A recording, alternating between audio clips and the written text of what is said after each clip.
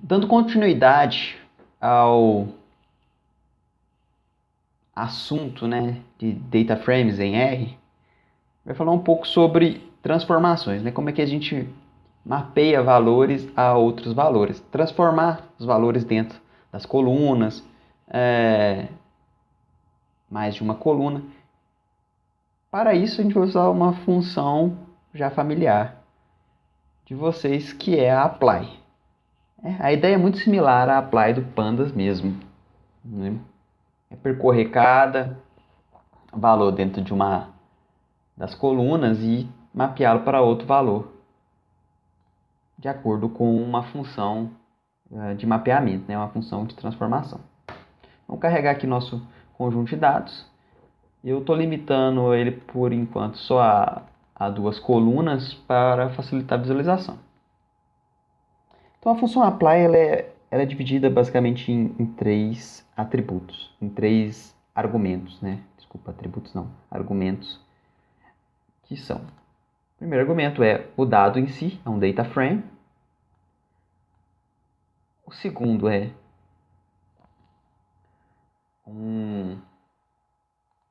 qual eixo você vai aplicar a transformação, a função, e a função em si, né? Então aqui é uma função anônima no Python, do R. Então, o R também tem funções anônimas, que é dado pela cláusula, né? Function, argumentos, quanto vocês quiserem, mas no caso aqui só vai utilizar um argumento, então é só um argumento que eu estou passando x, poderia ser outro valor aqui, por exemplo, linha, sei. E o corpo da função, né, que é uma expressão. No caso aqui eu estou retornando o comprimento de cada linha do meu data frame,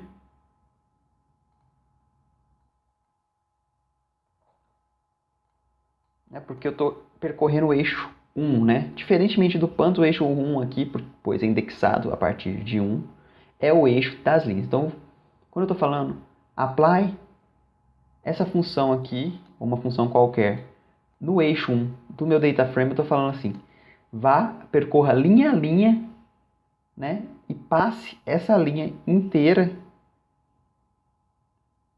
para essa função e faça algo com essa linha. E retorne um valor ou mais de um valor. No caso aqui, eu estou dado uma linha, meu data frame retorne qual que é o tamanho dela, né? Todas as linhas vão ter o mesmo tamanho, que é a quantidade de colunas nesse caso. Então você pode ver aqui que eu estou retornando um valor para cada coluna aqui no resultado, que é o tamanho, no caso, a quantidade de colunas. Vamos supor que eu vou trocar aqui para passar o data frame inteiro. No caso tem 5 colunas.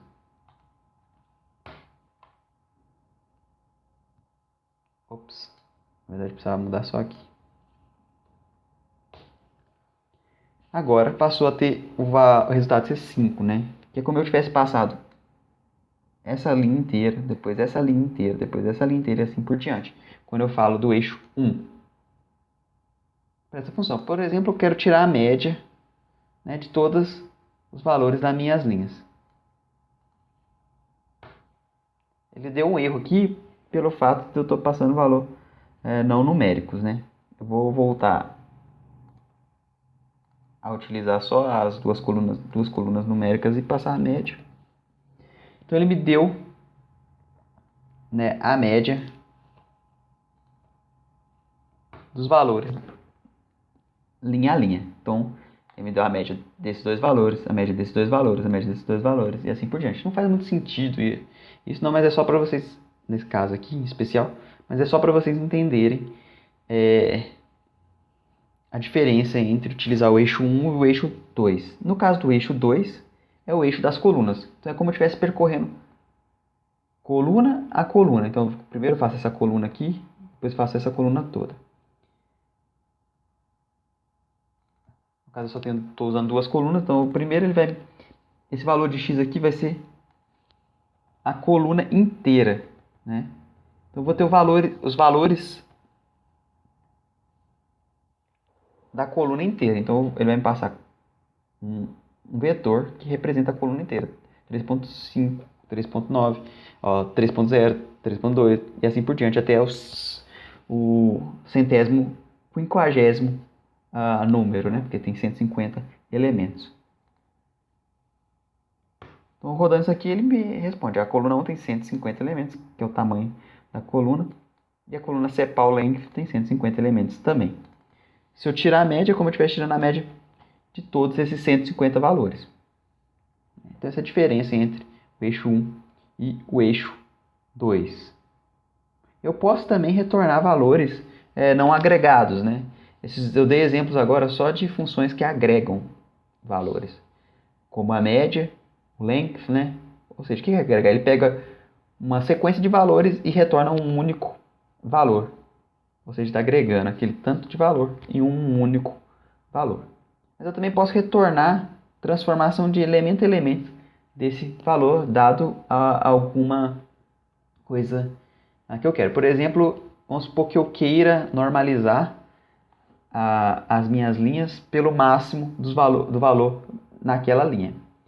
Então esse é o exemplo aqui. O que é? Eu estou pegando x, que é a minha linha inteira, e dividindo ela pelo valor máximo dela.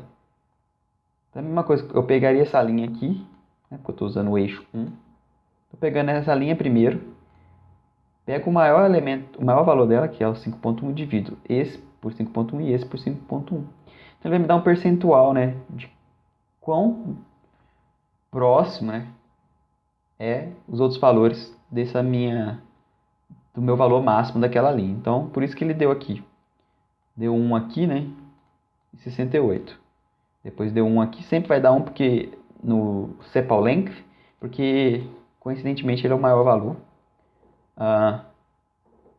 Em relação, porque essas flores, elas sempre têm o comprimento da sépala sempre é maior que a largura. Então por isso que você sempre dá 1 e aqui. E no restante você vai ter quão menor, né? Ou quão próximo é o tamanho daquela.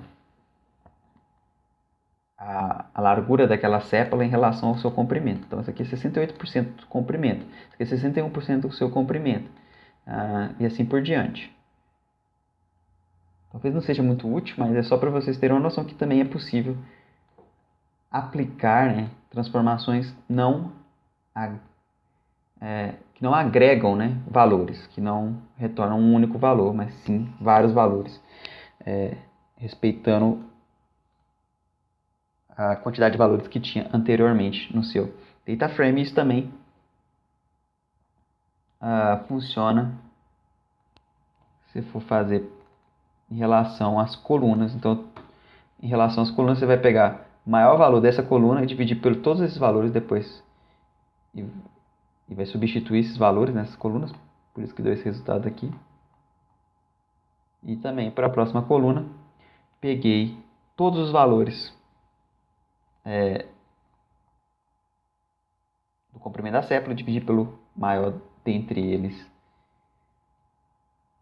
Que a gente pode ver que não é nenhum desses aqui no topo, né? Porque senão estaria com o valor 1. Aqui o maior valor é esse aqui. Que deu 100%, né? Então, o Apply é muito similar ao do Pandas. Espero que tenha ficado claro como usar os eixos, né? Claro que com mais prática isso vai ficar mais melhor fixado, na verdade. Então, até nosso próximo vídeo sobre agrupamentos.